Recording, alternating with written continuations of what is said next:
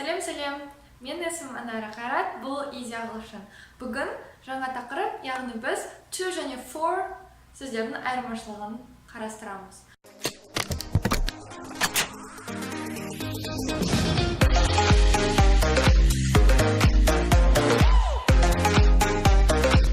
Көп адамдар сұрайды, to және for сөздердің айырмашылығы неде?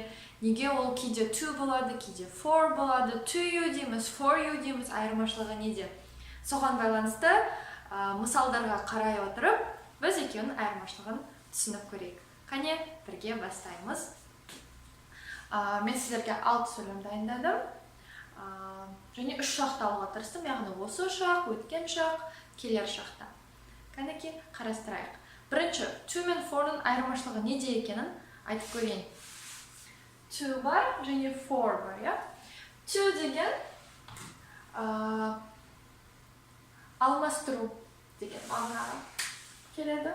Алмастыру. Екіншісі орын ауыстыру. Алмастыру, орын ауыстыру. Ал for'ға келетін болсақ, for сізге бір пайдасын тигізетін, жақсылыққа келетін нәрсеге айтылады. Пайда, жақсылық.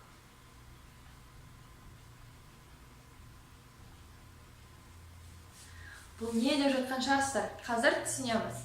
Қайтадан алмастыру, орын ауыстыру to дедік, я? Ал пайда, жақсылық болса for.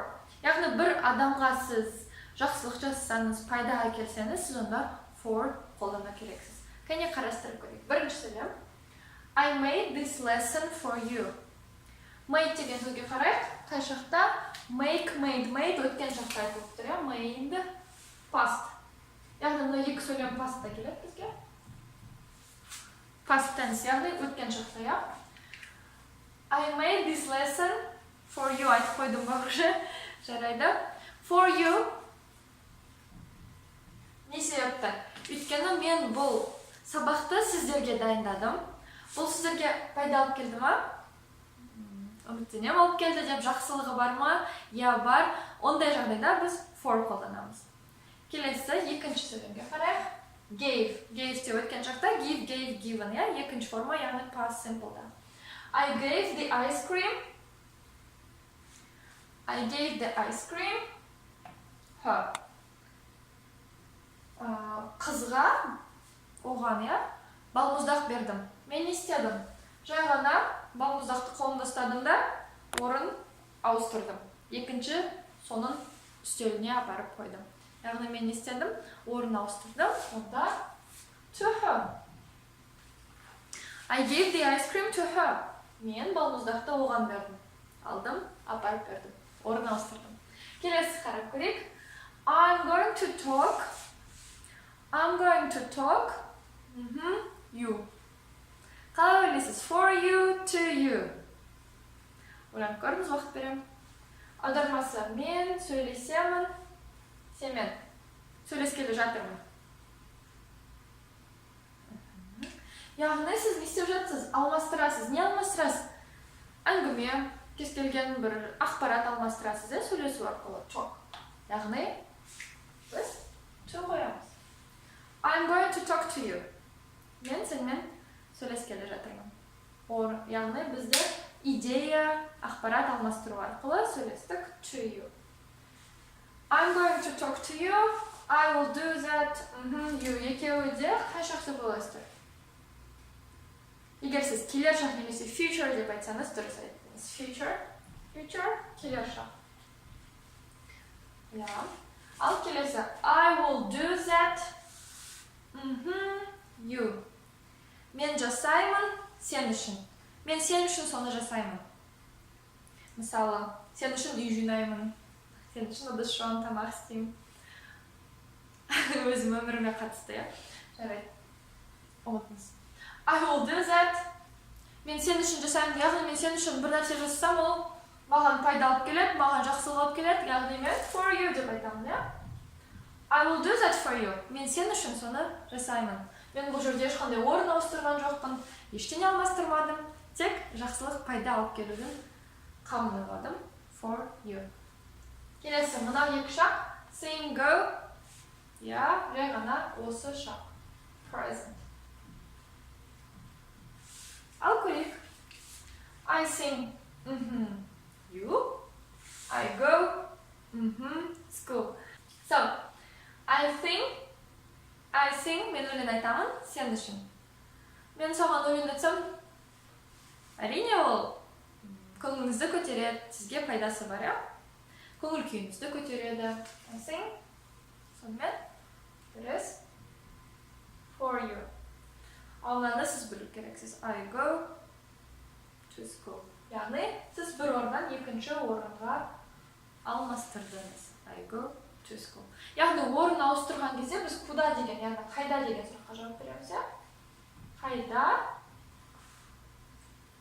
Бір жерге. To work, жұмысқа. To the hospital, ауруханаға. To the classroom, сыныпқа. Және тағы басқа. Бір жерден екінші жаққа орын ауыстырсақ, міндетті түрде to қолданылады. Көмекші сөзі. Бұлар жай ғана сөздер емес, to, for екеуі көмекші сөз болып саналады. Сонымен қайтадан бір қарап шығайық. Мен үш шақты алдым, я? Past, future, present. Past өткен шақ, future келер шақ, present осы шақ. I made this lesson for you. Сіздерге жақсылық істедім. Мүмкін. For you. I gave the ice cream to her. Мен балмұздақты алдым, апарып бердім, орын ауыстырдым. To her. I'm going to talk to you. Мен сізбен ақпарат алмастырдым. To you. I will do that for you. Мен сен үшін жасаймын, саған жақсылығым тисін. For you. I sing for you. Мен саған өлең айтып бердім, сіздің көңіл күйіңіз көтерілді, пайдасы тиді. For you. I go to school. Орын ауыстырдым. Мен не істедім? Үйден мектепке бардым, мысалы. Go to school. Қайда болған кезде қашан to қолданасыздар. Және де бір ерекшелік бар. Қашан to қолданылмайды. Бір сөзде to қолданылмайды, яғни home деген сөздер. Мысалы, мен үйге барамын десем, I go home. Жай ғана I go home деп айтамын. I go to home деп естімейсіздер. To қажет емес. I go home. Сонымен, осы видеоның арқасында to және for көмекші сөздердің айырмашылығын түсіндіңіздер деген ойдамын. Сонымен, to деген орын ауыстыру, ақпарат алмастыру, for пайда, жақсылық алып келетін іс-әрекет, нәрсе. Сіздермен бірге болған Анара Қайрат және бұл Easy ағылшын. Мен Тараз қаласындағы Easy ағылшын курсында мұғаліммін.